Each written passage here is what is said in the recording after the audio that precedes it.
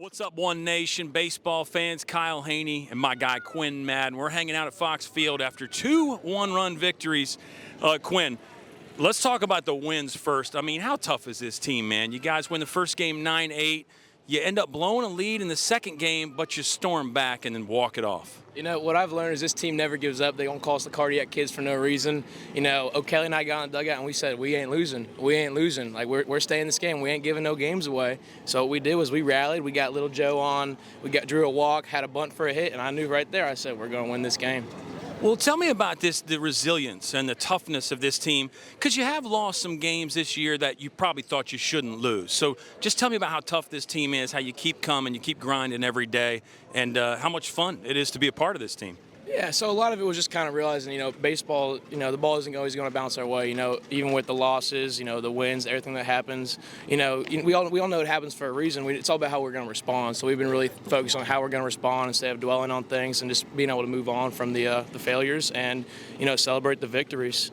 All right, I got to talk about your hitting approach, because you're hitting over like 550 in the last 10 games or something, and you got multi-hit games in like 7 of 8. I mean, you're ripping the seams off the ball. Even when you make an out, it's impressive. What do you know about hitting that nobody else does? Give us some secrets. So I really like to drink a lot of apple juice and deer steaks. Those are the two keys to hitting. So apple juice and deer steaks. Those are the things that nobody knows about. The things that people do know about is just being in yes mode, being that approach. You know, like saying, you know, I'm going to do damage on every pitch I see until you know you're taking that last second or you're taking a hack that last second, and you know just making sure I can stay in my legs and use my entire body, use the entire field, and just hit the ball hard somewhere every time. And hopefully good things happen. I love that. I hope young hitters are listening to that. I hope old hitters are watching that too. One last thought. You're the new guy.